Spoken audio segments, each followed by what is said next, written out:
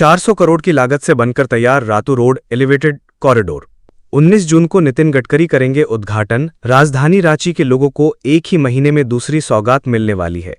19 जून को केंद्रीय मंत्री Nitin Gadkari Ratu road elevated corridor का उद्घाटन करने वाले हैं। इसके शुरू हो जाने से रांची वासियों को रातू रोड में लगने वाली ट्रैफिक जाम की समस्या से राहत मिलेगी। बता दें कि कभी रातू रोड में नागाबाबा खटाल से पिस्का मोड़ तक करीब 2.5 किलोमीटर का सफर पूरा करने में आधा से 1 घंटा का समय लगता था, लेकिन एलिवेटेड कॉरिडोर के जरिए अब यह सफर महज 7 मिनट में पूरा हो पाएगा। इस 3.57 किलोमीटर लंबे एलिवेटेड कॉरिडोर को बनाने में करीब 400 करोड़ रुपए खर्च किए गए हैं। फिलहाल इसके फिनिशिंग टच का काम अंतिम चरण में है। रातू रोड एलिवेटेड कॉरिडोर के निर्माण से राजधानी के सबसे व्यस्ततम सड़कों में शुमार रातू रोड को ट्रैफिक जाम से मुक्ति मिलेगी। पहले लोगों को लगभग 2.5 किलोमीटर के रातू रोड की दूरी तय करने में कम से कम आधा से 1 घंटा तक लगता था। राहगीरों को रातू रोड में पूरे दिन ट्रैफिक जाम की परेशानी झेलनी पड़ रही थी। एलिवेटेड कॉरिडोर के निर्माण से रातू, मांदर, खलारी, बीजूपुरा, चंदवा, लातेहार, पलामू, चतरा, इटकी, बेड़ो व गुमला से शहर आने वाले वाहनों को भी सहूलियत होगी। अधिकतम 7 मिनट में वाहन रातू रोड पार कर जाएंगे। डीजीपी अनुराग गुप्ता की नियुक्ति और सरकार की नियमावली का मामला। हाईकोर्ट ने प्रतिवादियों को जवाब के लिए दिया एक और मौका। झारखंड में डीजीपी नियुक्ति नियमावली और अनुराग गुप्ता के इस पद पर नियुक्ति को चुनौती देने वाली याचिका पर सुनवाई करते हुए हाईकोर्ट के मुख्य न्यायाधीश एमएस रामचंद्र राव की खंडपीठ ने प्रतिवादी राज्य, केंद्र समेत अन्य को जवाब देने के लिए एक और मौका दिया है, क्योंकि प्रतिवादियों की ओर से जवाब दाखिल नहीं हो पाया था। बाबूलाल मरांडी की याचिका पर अधिवक्ता सुमित गड़ौदिया ने ईटीवी भारत को ये जानकारी दी है। उन्होंने कहा कि मामले की अगली सुनवाई 15 जुलाई को होगी। महाधिवक्ता ने खंडपीठ को बताया कि यह मामला सुप्रीम कोर्ट में भी लंबित है। याचिकाकर्ता की दलील है कि राज्य सरकार ने डीजीपी नियुक्ति नियमावली से यूपीएससी की भूमिका को हटा दिया है। यह असंवैधानिक है। मई माह में हुई सुनवाई के दौरान हाईकोर्ट ने राज्य सरकार, केंद्रीय गृह मंत्रालय, डीजीपी और यूपीएससी को नोटिस जारी कर जवाब मांगा था। तब बाबूलाल मरांडी के अधिवक्ता ने कोर्ट को बताया था कि 3 जुलाई 2018 के सुप्रीम कोर्ट के आदेश का उल्लंघन करते हुए 25 जुलाई 2024 को अनुराग गुप्ता को एक्टिंग डीजीपी बनाया गया था। विधानसभा चुनाव के दौरान चुनाव आयोग के निर्देश पर उनको पद से हटा दिया गया था, लेकिन चुनाव होते ही 28 नवंबर 2024 को अजय कुमार सिंह को हटाकर अनुराग गुप्ता को दोबारा एक्टिंग डीजीपी बना दिया गया था, जबकि डीजीपी की नियुक्ति यूपीएससी की अनुशंसित पैनल के आधार पर होती है।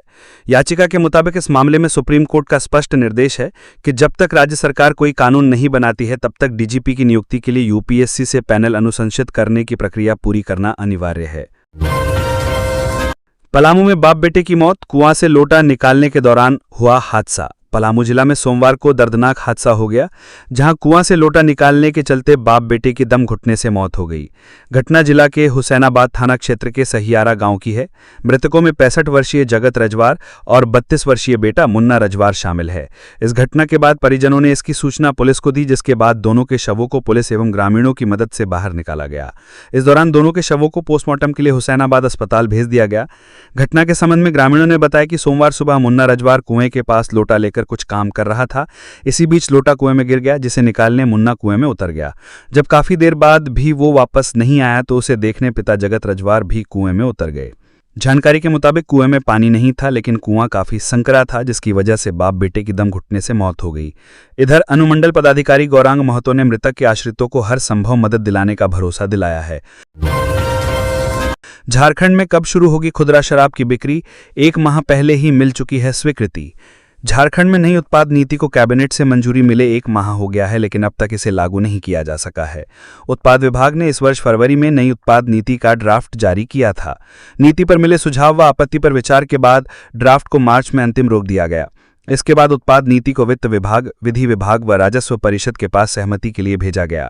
इन विभागों से सहमति मिलने के बाद पिछले माह प्रस्ताव को कैबिनेट से भी स्वीकृति मिल गई है। इधर झारखंड शराब व्यापारी संघ के महासचिव सुबोध कुमार जायसवाल ने कहा है कि उत्पाद नीति लागू करने में विलंब होने से राजस्व का नुकसान होगा। उन्होंने कहा कि अगर उत्पाद विभाग समय पर निर्णय लेता तो अब तक उत्पाद नीति के तहत खुदरा शराब की बिक्री शुरू हो जाती। उन्होंने जल्द से जल्द इसकी प्रक्रिया पूरी कर इसे लागू करने की मांग की है। झारखंड में बिना एग्जाम दिए ही छात्रा ने पास कर ली 10वीं की परीक्षा। शिक्षा विभाग पर उठे सवाल। झारखंड में एक अजीबोगरीब मामला सामने आया है जिसने शिक्षा विभाग पर बड़े सवाल खड़े कर दिए हैं। झारखंड एकेडमी काउंसिल द्वारा आयोजित मैट्रिक की परीक्षा में एक ऐसी छात्रा पास हो गई जिसने परीक्षा दी ही नहीं थी। स्कूल ने उसे मैट्रिक पास का मार्कशीट भी थमा दिया। पूरा मामला साहिबगंज जिले के पतना प्रखंड के उत्क्रमित उच्च विद्यालय दिग्घी का है। उत्क्रमित उच्च विद्यालय दिग्घी में 10वीं कक्षा में पढ़ने वाली नंदिनी कुमारी ने परीक्षा देने से 1 साल पहले ही मैट्रिक पास कर लिया है। जैक द्वारा उसका रिजल्ट जारी किए जाने के बाद छात्रा और उसके अभिभावक काफी चिंतित हैं। छात्रा के पिता का कहना है कि उनकी बेटी ने जब परीक्षा दी ही नहीं तो वह पास कैसे हो गई। वहीं जब इस मामले को लेकर स्कूल की प्राचार्य से पूछा गया तो उन्होंने सुधार की बात कही है। स्कूल की प्राचार्य पूनम डेजी मरांडी का कहना है कि फॉर्म भरने में गलती हुई है, इसे सुधार लिया जाएगा। जब 10वीं का रिजल्ट प्रकाशित हुआ तो पता चला कि मेरी बेटी नंदिनी कुमारी भी पास हो गई है। उसे 46% अंक मिले हैं। जैक द्वारा जारी अंक पत्र में छात्रा के साथ साथ माता पिता का नाम भी दर्ज है। हालांकि जब इस पूरे मामले की पड़ताल की गई तो यह बात सामने आई कि बरहड़वा प्रखंड के अढ़ाई टिक्कर निवासी हरिप्रसाद रविदास और जितनी देवी की पुत्री नंदिनी कुमारी भी उसी स्कूल में पढ़ती है। दोनों नंदिनी कुमारी सहपाठी हैं। 4th ग्रेड बहाली विज्ञापन पर बवाल जारी। बर्खास्त कर्मी ने दिया धरना तो युवाओं ने डीसी कार्यालय को घेरा। पलामू जिले में 4th ग्रेड बहाली के विज्ञापन को लेकर बवाल जारी है। बर्खास्त कर्मी के अलावा युवा भी आंदोलन पर उतर गए हैं। सोमवार को बर्खास्त कर्मियों ने जुलूस निकालकर धरना दिया तो वहीं युवाओं ने डीसी कार्यालय का घेराव किया। दरअसल पलामू में 585 पद पर 4th ग्रेड की बहाली के लिए विज्ञापन निकाला गया है। इससे पहले सुप्रीम कोर्ट के आदेश से 250 के करीब कर्मियों को बर्खास्त किया गया था। बर्खास्त कर्मचारी आंदोलन पर उतर गए हैं और अपनी सेवा का समायोजन करने की मांग कर रहे हैं। कर्मियों का कहना है कि प्रशासनिक गलती का खामियाजा भुगत रहे हैं। बहाली के दौरान निकाले गए विज्ञापन में प्रशासनिक त्रुटि थी, लेकिन उन्हें नौकरी मिल गई थी। मामले में प्रशासनिक तंत्र को सुप्रीम कोर्ट जाना चाहिए था, लेकिन ऐसा नहीं हुआ है। समायोजन नहीं किया जाता है तो यह आंदोलन जारी रखेंगे। आगे सीएम आवास का भी घेराव करेंगे। बर्खास्त कर्मियों ने शिवाजी मैदान से जुलूस निकाला और पूरे शहर का भ्रमण करते हुए समाहरणालय तक पहुंचे। वहीं युवक की एक टीम ने पलामू डीसी कार्यालय का घंटों घेराव किया। युवाओं का कहना था कि 4th ग्रेड बहाली में निकाले गए विज्ञापन में पलामू को प्राथमिकता नहीं दी जा रही है। 4th ग्रेड की बहाली में स्थानीयता को प्राथमिकता दी जाए और पलामू के लोगों की बहाली ली जाए। विज्ञापन में मैट्रिक के अंक के आधार पर मेरिट बनाने की बात कही गई है, जबकि बहाली के लिए मेरिट की जगह भर्ती प्रक्रिया को अपनाया जाए। झारखंड में संवैधानिक पदों पर नियुक्ति की प्रक्रिया होगी शुरू। हाईकोर्ट में राज्य सरकार का जवाब। झारखंड में लोकायुक्त, मुख्य सूचना आयुक्त, मानवाधिकार आयोग के अध्यक्ष समेत कई संवैधानिक पद लंबे समय से रिक्त पड़े हुए हैं। इन पदों पर नियुक्ति की मांग को लेकर दायर जनहित याचिका पर आज हाईकोर्ट में सुनवाई हुई है। मुख्य न्यायाधीश MS रामचंद्र राव और न्यायाधीश राजेश शंकर की खंडपीठ के समक्ष राज्य सरकार की ओर से कहा गया है कि नेता प्रतिपक्ष का पद खाली रहने की वजह से प्रक्रिया पूरी नहीं हो पा रही थी। अब नेता प्रतिपक्ष की नियुक्ति हो गई है, लिहाजा बहुत जल्द संवैधानिक पदों पर नियुक्ति की प्रक्रिया पूरी कर ली जाएगी। राज्य सरकार के जवाब पर खंडपीठ ने अगस्त माह में सुनवाई की अगली तारीख तय करने को कहा है। यह जानकारी झारखंड हाईकोर्ट के अधिवक्ता धीरज कुमार ने दी है। दरअसल जनवरी 2025 में रिक्त संवैधानिक पदों पर नियुक्ति को लेकर सुप्रीम कोर्ट में सुनवाई हुई थी। सुप्रीम कोर्ट के जस्टिस सूर्यकांत और जस्टिस N कोटेश्वर सिंह की खंडपीठ ने कहा था कि सदन में सबसे बड़ी विपक्षी पार्टी अपने किसी निर्वाचित सदस्य को कमेटी के लिए विपक्ष की नेता के रूप में नामित करे। इस प्रक्रिया को 2 सप्ताह में पूरा किया जाए। इसके बाद 6 मार्च को भाजपा ने बाबूलाल मरांडी को सर्वसम्मति से नेता प्रतिपक्ष चुना था। 7 मार्च को झारखंड विधानसभा में स्पीकर रविंद्रनाथ महतो ने उनके नाम की घोषणा की थी। रांची से पटना जाने वालों के लिए खुशखबरी। ट्रेन से रांची से पटना और पटना से रांची की यात्रा करने वाले यात्रियों के लिए बड़ी खुशखबरी है। रांची से पटना के बीच नए ट्रैक पर ट्रेन चलेंगी, जिससे यात्रियों को काफी समय की बचत होगी। कोयला, सीमेंट, कृषि वस्तु, उर्वरक और अन्य खनिजों का तेजी से परिवहन होगा।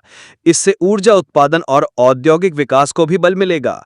केंद्र सरकार ने झारखंड के कई जिलों के साथ बिहार में रेल कनेक्टिविटी मजबूत करने के लिए केंद्रीय कैबिनेट ने कोडरमा बरकाखाना रेल लाइन के दोहरीकरण को पिछले दिनों मंजूरी दे दी।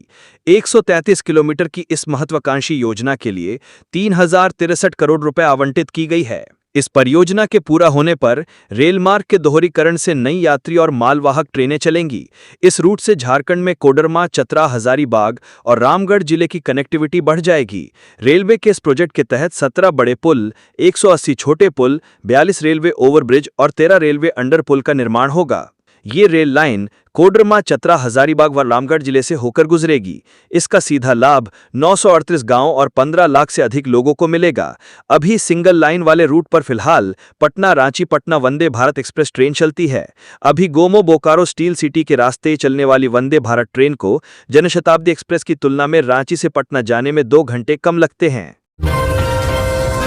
छत्तीसगढ़ में झारखंड के मजदूरों की मौत पर भड़के विधायक जयराम महतो विधानसभा सत्र के दौरान सदन में उठाएंगे प्रवासी मजदूरों की समस्या। छत्तीसगढ़ के रायपुर में झारखंड के मजदूरों के साथ मारपीट की गई, जिसके बाद वहां से भागने के दौरान ट्रेन की चपेट में आने से 2 मजदूरों की मौत हो गई, 3 मजदूर घायल हो गए। इस पूरे मामले में डुमरी विधायक ने झारखंड सरकार पर निशाना साधा है। विधायक जयराम महतो ने सदन में प्रवासी मजदूरों की समस्याओं को पुरजोर तरीके से उठाने की बात कही। जयराम महतो ने कहा कि प्रवासियों की समस्याओं को लेकर हमसे ज्यादा चिंतित कोई नहीं है। उन्होंने कहा कि उत्तरी छोटा नागपुर के जिलों में हर दूसरे तीसरे दिन प्रवासी मजदूरों से जुड़ी घटनाएं देखने को मिलती हैं। ये बेहद दुखद है कि हम दूसरे राज्यों में काम करने जाते हैं और काम के बदले हमें मौत मिलती है। इतना ही नहीं, मौत के बाद हमें अपमान भी झेलना पड़ता है। उन्होंने कहा कि शव को वापस लाने और फिर मुआवजे के लिए हमें जद्दोजहद करनी पड़ती है, कंपनी को फटकार लगानी पड़ती है। काफी मंथन के बाद समस्या का समाधान होता है। राज्य सरकार को इस मामले में सजग रहना चाहिए। उन्होंने कहा कि हम विधानसभा के आगामी सत्र में प्रवासियों से जुड़े मुद्दे उठाएंगे। गौरतलब है कि परिजनों ने डीसी से मृतकों के शव और घायलों को वापस लाने की गुहार लगाई थी, जिसके बाद शवों को लाया गया और फिर उनका अंतिम संस्कार किया गया। घायलों का इलाज चल रहा है।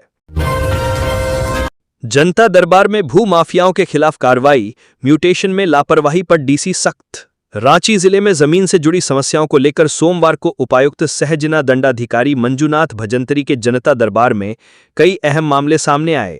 भू माफियाओं की मिलीभगत, म्यूटेशन में लापरवाही और सरकारी योजनाओं से वंचित लोगों की शिकायतों पर डीसी ने त्वरित कार्रवाई की।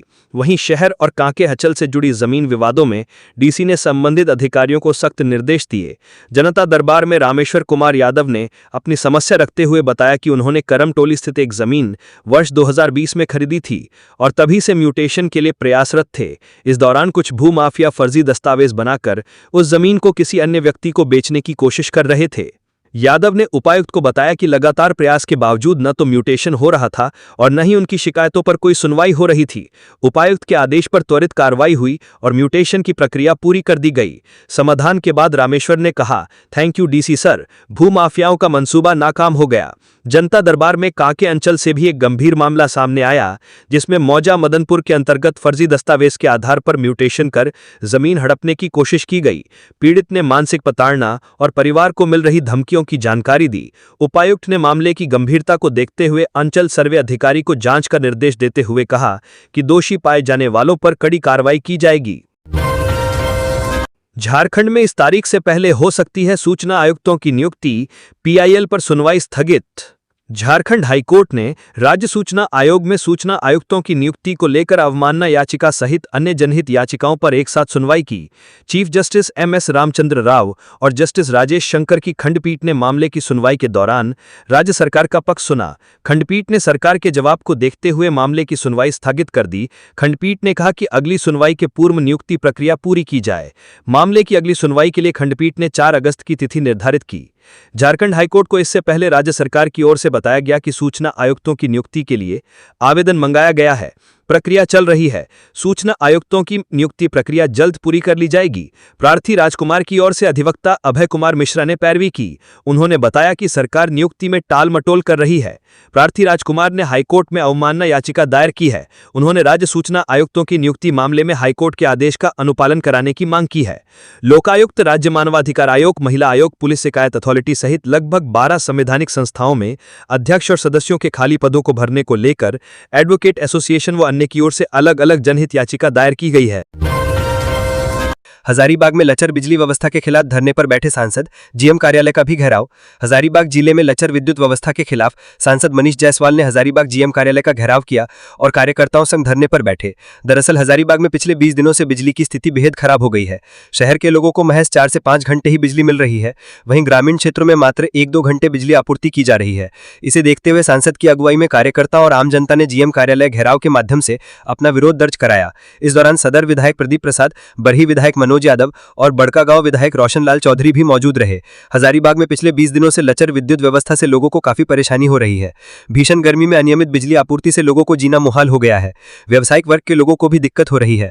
फैक्ट्री में उत्पादन पर भी बुरा असर पड़ रहा है। पिछले दिनों बिजली की समस्या को लेकर हजारीबाग सांसद मनीष जायसवाल ने बिजली विभाग के जीएम से मुलाकात की थी और 2 दिन के अंदर बिजली व्यवस्था को दुरुस्त करने का अल्टीमेटम दिया था। सांसद ने कहा था कि यदि बिजली की लचर व्यवस्था में सुधार नहीं किया गया तो आने वाले दिनों में कार्यालय का घेराव किया जाएगा।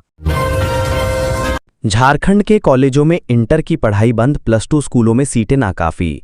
राज्य सरकार के नए आदेश के बाद इंटर की पढ़ाई अब अंगीभूत कॉलेजों में नहीं होगी। ऐसे में अब पूरा भार राज्य के +2 स्कूलों पर आ गया है। झारखंड अधिविद्य परिषद जैक की 10वीं बोर्ड की परीक्षा में इस बार रिकॉर्ड संख्या में छात्र छात्राएं पास हुए हैं, लेकिन सवाल यह उठता है कि क्या राज्य में उपलब्ध +2 स्कूलों में इन सभी विद्यार्थियों का नामांकन हो सकेगा। दूसरा सवाल यह है कि स्कूलों में सीटें पर्याप्त हैं या नहीं। ये चिंता अब अभिभावकों और प्रशासन दोनों के माथे पर स्पष्ट झलक रही है। जैक बोर्ड के मुताबिक वर्ष 2025 की मैट्रिक परीक्षा में कुल 4,31,488 छात्र छात्राएं शामिल हुए थे, जिसमें से कुल 3,95,755 यानी 91.71% विद्यार्थी पास हुए हैं। खास बात यह है कि इनमें सर्वाधिक पास प्रतिशत अति पिछड़ा वर्ग के विद्यार्थियों का रहा, जो राज्य के सामाजिक शैक्षणिक परिदृश्य में एक अहम संकेत है। राज्य में वर्तमान में कुल 634 +2 स्कूल हैं। पहले इनकी संख्या 510 थी, लेकिन हाल ही में 124 हाई स्कूलों को +2 में अपग्रेड कर दिया गया। गिरिडीह जिले में सर्वाधिक 22 स्कूलों को +2 का दर्जा दिया गया है। अपग्रेड हुए इन स्कूलों में सत्र 2025-26 से इंटर की पढ़ाई शुरू होगी। हालांकि इन स्कूलों में आधारभूत संरचना, शिक्षक और संसाधनों की स्थिति को लेकर भी सवाल उठ रहे हैं। स्कूली शिक्षा एवं साक्षरता विभाग ने सभी जिला शिक्षा पदाधिकारियों और क्षेत्रीय संयुक्त निदेशकों को पत्र जारी कर इस बदलाव को लागू करने का आदेश दिया है। इसमें स्पष्ट कहा गया है कि अब कॉलेज स्तर पर इंटरमीडिएट की पढ़ाई न तो संचालित की जाएगी और न ही वहां किसी प्रकार का नामांकन लिया जाएगा। यदि कोई कॉलेज इंटर की पढ़ाई चालू रखना चाहता है तो उसे झारखंड एकेडमिक काउंसिल से मान्यता लेनी होगी। रिम्स ने बिरहोर नवजात की मौत मामले में जांच के लिए बनाई टीम, 1 हफ्ते में रिपोर्ट सौंपने का निर्देश। रिम्स प्रबंधन ने बिरहोर बच्चे की मौत के मामले को गंभीरता से लिया है। जानकारी के अनुसार बिरहोर नवजात की मौत की जांच के लिए रिम्स प्रशासन ने 3 सदस्यीय टीम बनाई है। इसमें नियोनेटल के विभाग अध्यक्ष, सेंट्रल इमरजेंसी के विभाग अध्यक्ष और उपाध्यक्ष 2 को शामिल किया गया है। प्रबंधन ने टीम को सभी बिंदुओं पर जाँच करने और 1 सप्ताह में रिपोर्ट सौंपने का निर्देश दिया गया है। गौरतलब है कि कुछ दिन पहले MGM अस्पताल जमशेदपुर से 4 दिन के बिरहोर बच्चे को इलाज के लिए रिम्स रेफर किया गया था, लेकिन यहां इलाज शुरू होने से पहले ही बच्चे की मौत हो गई। इस मामले में परिजनों का आरोप है कि इलाज शुरू करने में लापरवाही बरती गई। हालांकि रिम्स प्रबंधन ने अपनी सफाई में कहा था कि MGM के डॉक्टरों ने बच्चे को जल्दी रिम्स पहुंचाने को कहा था, लेकिन 108 एम्बुलेंस रास्ते में रुकते हुए रिम्स पहुंची। इसके बाद ड्राइवर भर्ती कागज बनाए बिना ही बच्चे को शिशु विभाग की इमरजेंसी ले गया, वहीं बिना ऑक्सीजन के 4थे तल पर भी पहुंचा दिया। शिशु इमरजेंसी पहुंचने पर डॉक्टरों ने बच्चे की जांच शुरू की, लेकिन उसे मृत घोषित कर दिया गया। रांची में जंगली जानवर के आतंक से सहमे लोग, 3 मवेशियों को बना चुका है शिकार। राजधानी रांची में जंगली जानवर का आतंक फैला हुआ है। रांची के नामकुम इलाके में जंगली जानवर ने 3 मवेशियों को मार दिया। जानकारी के अनुसार जंगली जानवर लगातार नामकुम के जंगल में घूम रहा है और मवेशियों पर हमला कर रहा है। इससे स्थानीय ग्रामीणों के बीच दहशत का माहौल है। बता दें कि रांची में पिछले 2 महीने से लगभग नामकुम प्रखंड के सुदूरवर्ती इलाकों में जंगली जानवर की दहशत है। पहले हुआंगहातू जंगल में इसे देखा गया था, लेकिन अब जंगली जानवर लाली के हैसो बंडा तारा जंगल पहुंच चुका है। इधर राजधानी में जंगली जानवर के डर से गांव के लोग सूरज ढलते ही अपने अपने घरों में बंद हो जाते हैं। साथ ही बच्चों को अकेले बाहर नहीं निकलने दिया जाता है। जंगली जानवर के डर से ग्रामीणों ने बच्चों को स्कूल भेजना भी बंद कर दिया है। पंजे के निशान देखकर ग्रामीण बाघ होने की आशंका जता रहे हैं। हालांकि इस बात की अब तक पुष्टि नहीं हो सकी है, लेकिन पूरे इलाके में डर का माहौल है। वीर बुद्धू भगत के नाम से जाना जाएगा रातू रोड एलिवेटेड कॉरिडोर। जनजातीय सुरक्षा मंच की मांग। राजधानी रांची के रातू रोड में 400 करोड़ की लागत से एलिवेटेड कॉरिडोर बनकर तैयार हो चुका है। 19 जून को इसका उद्घाटन होना है। केंद्रीय सड़क परिवहन मंत्री नितिन गडकरी इस नवनिर्मित एलिवेटेड कॉरिडोर का उद्घाटन करेंगे। इधर उद्घाटन से पहले इस एलिवेटेड कॉरिडोर का नामकरण वीर बुद्धू भगत के नाम पर करने की मांग उठ रही है।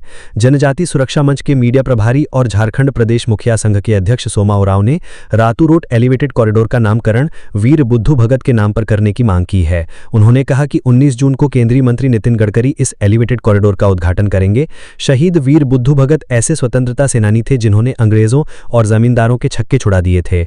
एलिवेटेड कॉरिडोर का नामकरण उनके नाम पर करना उनके प्रति एक सच्ची श्रद्धांजलि होगी। इससे पूर्व हाल ही में राज्य के मुख्यमंत्री हेमंत सोरेन द्वारा सीरमटोली फ्लाईओवर का उद्घाटन किया गया था। उद्घाटन के बाद सीरमटोली फ्लाईओवर का नामकरण कार्तिक उरांव के नाम किया गया, जिसके बाद अब सीरमटोली फ्लाईओवर को कार्तिक उरांव फ्लाईओवर के नाम से जाना जाता है। कार्तिक उरांव आदिवासी समुदाय के अधिकार और आत्मसम्मान के लिए संघर्ष करने वाले अग्रणी नेता के रूप में जाने जाते हैं। 19 जून को झारखंड राजद राज्य परिषद की बैठक, प्रदेश अध्यक्ष चुनाव विवाद का मामला पहुंचा बिहार। झारखंड राजद के नवनिर्वाचित प्रदेश अध्यक्ष और हुसैनाबाद के विधायक संजय कुमार सिंह यादव ने 19 जून को पूर्वाह्न 11 बजे से प्रदेश कार्यालय में राज्य परिषद की बैठक बुलाई है।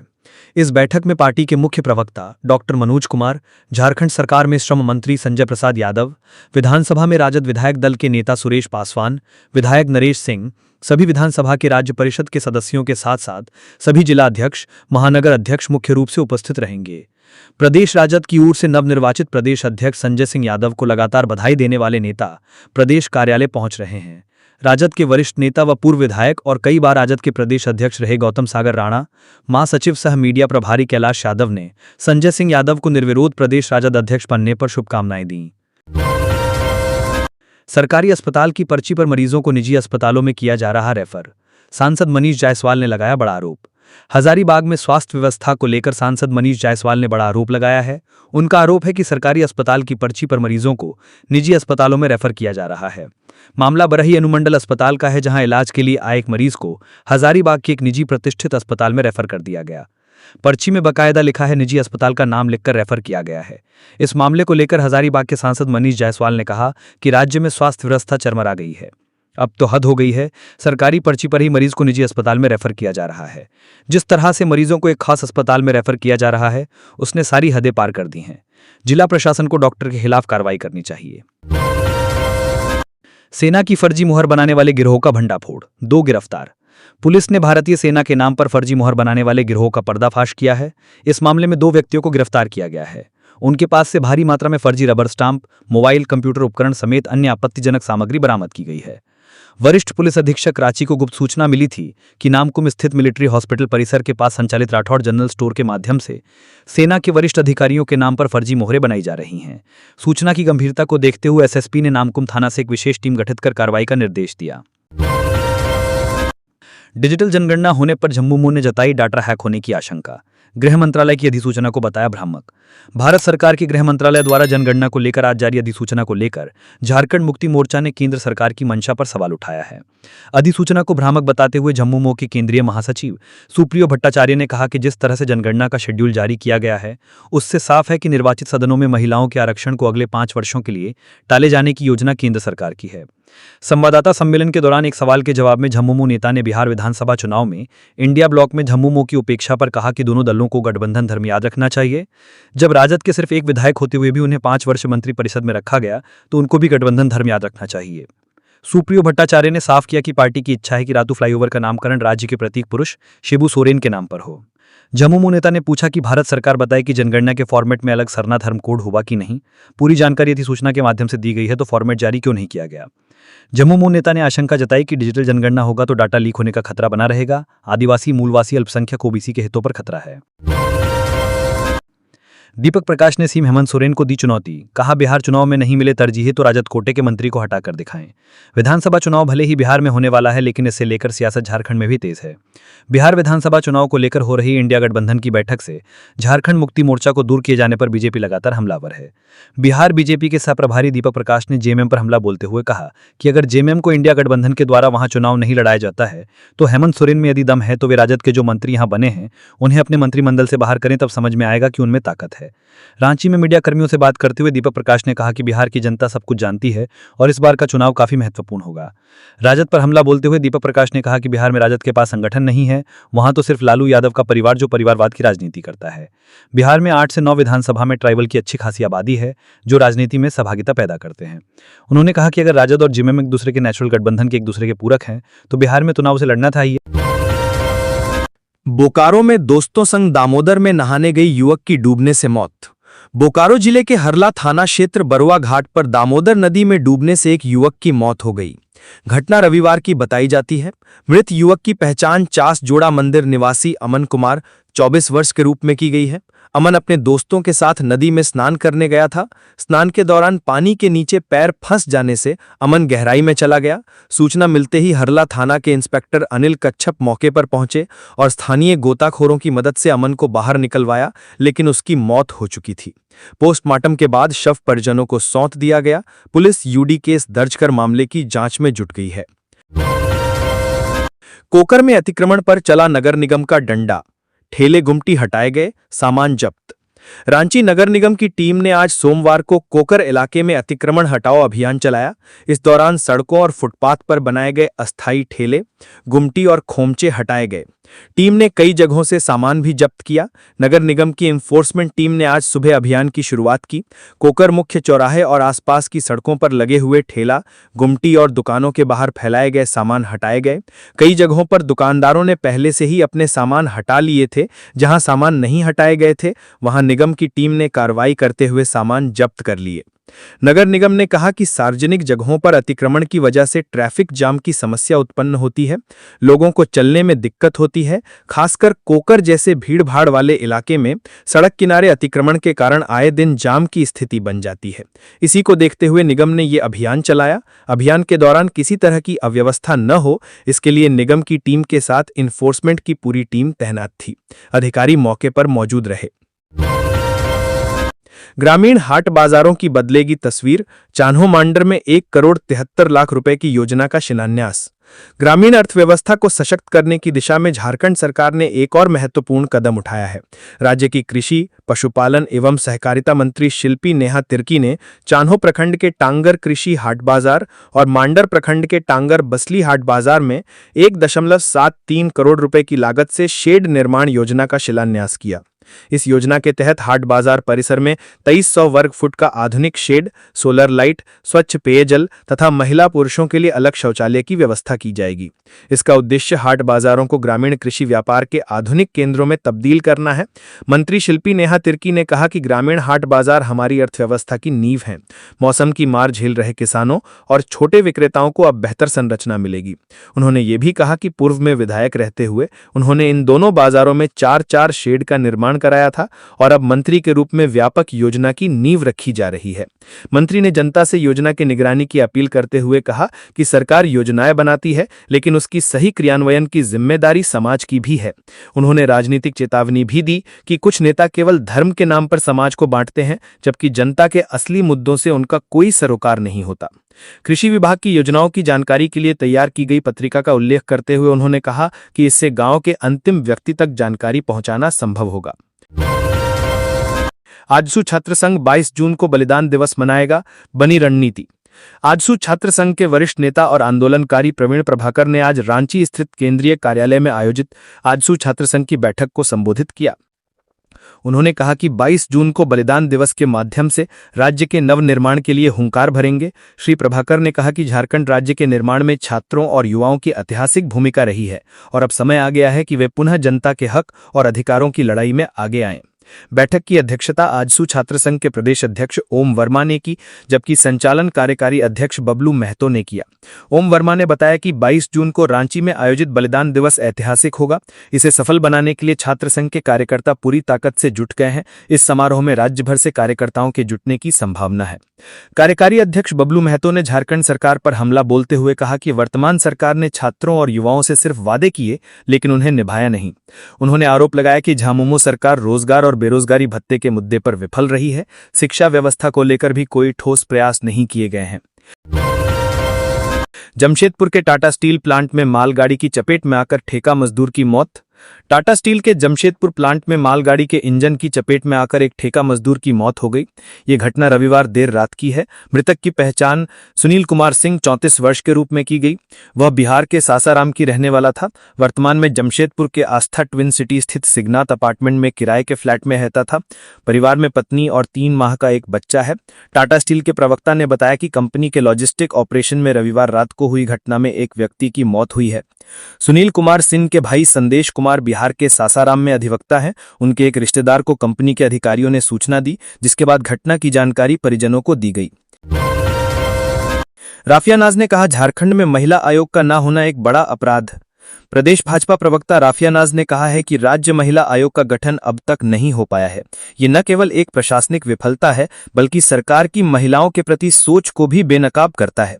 अब यह पूरी तरह साफ हो गया है कि सरकार महिला सशक्तिकरण और महिला अधिकारों के मुद्दों को लेकर कतई गंभीर नहीं है। महिला आयोग के अभाव में आज 5200 से अधिक मामले लंबित हैं, जिनमें यौन शोषण, घरेलू हिंसा, दहेज उत्पीड़न, बाल विवाह और कार्यस्थल पर उत्पीड़न जैसे गंभीर मामले शामिल हैं। राफिया ने कहा कि इन हजारों पीड़िताओं की कोई सुनवाई नहीं हो रही और उनकी फाइलें सरकारी दफ्तरों में धून खा रही हैं। राफिया ने कहा कि महिला अपराधों के तेजी से निपटारे के लिए विशेष अदालतों की स्थापना की घोषणाएं तो हुई, परंतु जमीनी स्तर पर कोई ठोस कार्य नहीं हुआ। उन्होंने आगे कहा कि महिला पुलिस पिकेट की स्थापना भी राज्य सरकार की घोषणाओं तक ही सीमित रही है। सरकार केवल नारों और घोषणाओं की राजनीति कर रही है। तो ये थी आज की झारखंड की टॉप बड़ी खबरें। इसी तरह झारखंड की हर छोटी सी बड़ी खबर देखने के लिए आप हमारे चैनल 24 झारखंड न्यूज को सब्सक्राइब करके बेल आइकन प्रेस कर ले, जिससे झारखंड की हर छोटी सी बड़ी खबर की अपडेट आप तक पहुंचता रहे। तो आज के लिए बस इतना ही। हमें दीजिए इजाजत, फिर मिलते हैं नेक्स्ट न्यूज में।